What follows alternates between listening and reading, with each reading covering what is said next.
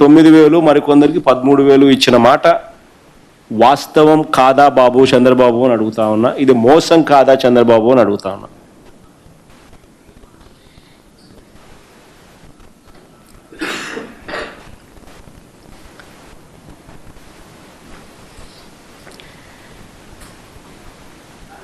చంద్రబాబు నాయుడు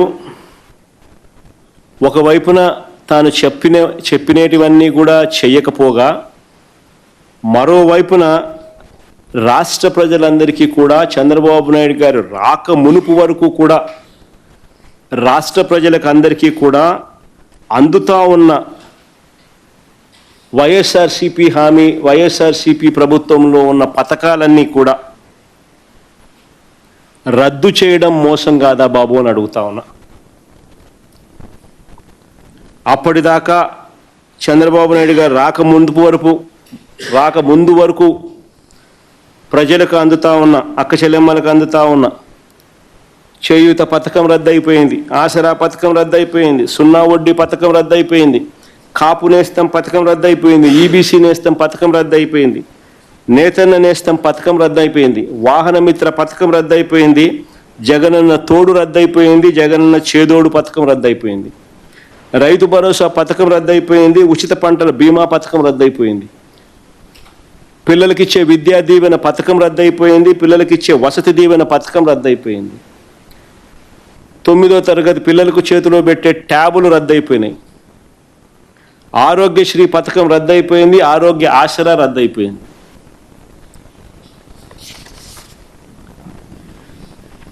ఇలాంటి పథకాలు ఇంకా ఎన్నో రద్దు చేసావు చంద్రబాబు. నేను అడుగుతా ఉన్నా, ఇవన్నీ మోసాలు కాదా చంద్రబాబు అని అడుగుతా ఉన్నా. చంద్రబాబు చేసిన మోసాలతో, చంద్రబాబు చెప్పిన అబద్ధాలతో, చంద్రబాబు పొడిచిన వెన్నుపోట్లతో ప్రజల జీవితాలు తగలబడుతుంటే రోమన్ చక్రవర్తి నీరో ఫిడేల్ వాయించినట్టుగా ఈరోజు ప్రజల జీవితాలు తగలబడతా ఉంటే చంద్రబాబు నాయుడు సూపర్ 6, సూపర్ 7 పేరిట బలవంతపు సంబరాలు చేయిస్తూ ఉన్నాడు. ఇది రాష్ట్రంలో పరిస్థితి.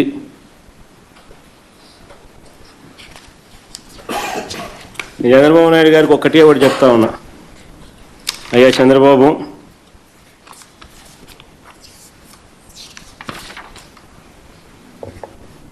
పదహైదు నెలలు అయిపోయింది నువ్వు అధికారంలోకి వచ్చి.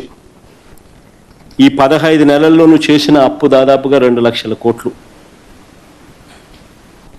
ఎవరి జోబీలోకి డబ్బులు పోతా ఉన్నాయని అడుగుతా ఉన్నా.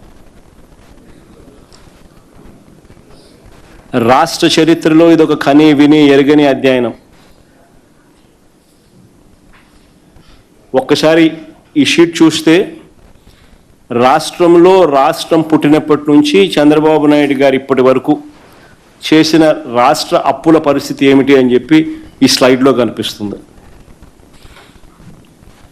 రాష్ట్రం బైఫర్కేట్ అయిన రోజున రాష్ట్రానికి సంబంధించిన టోటల్ అప్పులు, గ్యారెంటీడు, నాన్ గ్యారెంటీడు అప్పులు మొత్తం అన్నీ కలిపి 1,40,717 కోట్లుంటే ఆ అప్పులు కాస్త చంద్రబాబు నాయుడు గారు దిగిపోయే నాటికి 3,90,247 కోట్లు అయ్యాయి.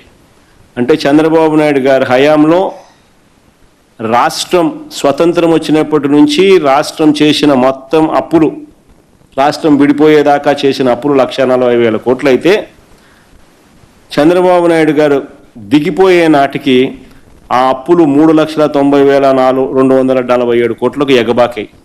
అంటే చంద్రబాబు నాయుడు గారి హయాంలోనే 2,49,350 కోట్లు అప్పు చేశాడు. అంటే compounded annual growth rate of అప్పులు 22.63%.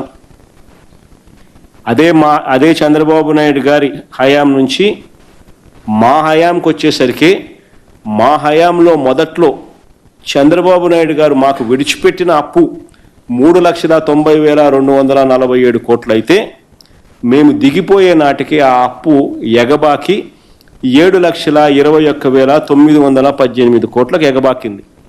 అంటే మా హయాంలో మేము 3,32,671 కోట్లు మేము అప్పు చేశాం.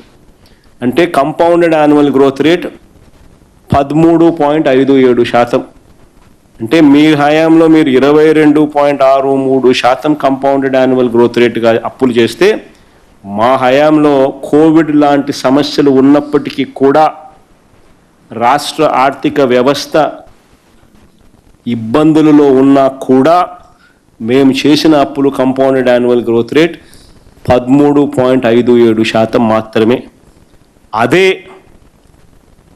వైఎస్ఆర్సీపీ చేసిన మొత్తం 5 సంవత్సరాలలో 3,32,671 కోట్లు అప్పు చేస్తే, చంద్రబాబు నాయుడు గారు కేవలం ఇప్పుడు తన పాలనలో ఈ 16 నెలల కాలంలో 15 నెలల ఇప్పుడు తన పాలనలో ఈ 2 ఏళ్ల లోపు తాను చేసిన ఈ పాలనలో ఏకంగా 191,361 కోట్లు ఇప్పటికే అప్పు చేసినాడు. అంటే మేము చేసిన 5 సంవత్సరాలలో మేము 3,32,671 కోట్లు అప్పు చేస్తే, ఈయన 2 ఏళ్ళ లోపే చేసిన అప్పు, 2 ఏళ్ళు కూడా ఇంకా కాల, చేసిన అప్పు 191,361 కోట్లు. అంటే 57.5% అప్పులు మేము 5 ఏళ్లలో చేసిన అప్పుకు ఈయన 57.5% అప్పులు ఈ 16-17 నెలల్లో చేసేసినాడు. నేను అడుగుతా ఉన్నా, మరి ఈ డబ్బులన్నీ ఎవరి జోబీలోకి పోతా ఉంటాయి? ప్రజలకేమో పథకాలు రావడంలా, ప్రజల జోబీ లేకపోవడంలా. మీ డబ్బులన్నీ కూడా దోచుకో, పంచుకో, తినుకో అని మీరు మీ వాళ్ళు మీ జోబీలోకి పోతా ఉన్నాయి. కాబట్టే రాష్ట్రానికి వచ్చే ఆదాయం తగ్గుదల కనిపిస్తూ ఉంది. మీ సొంత ఆదాయాలు మాత్రం విపరీతంగా పెరుగుతూ ఉన్నాయి. అందుకనే రాష్ట్రం తిరోగమనంలో ఉంది.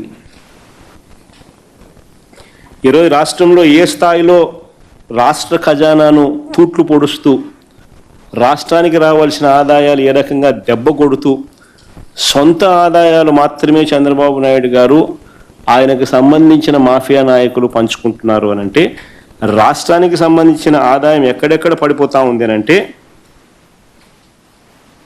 ఉచితం పేరిట ఇసుకను దోచేస్తున్నారు.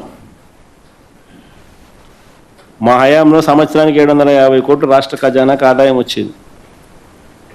ఈరోజు రాష్ట్ర ఖజానాకు 0 రూపాయి రావడంలో ఆదాయం, రేటు మాత్రం మా హయాం కన్నా డబుల్ రేటుకి అమ్ముతాను.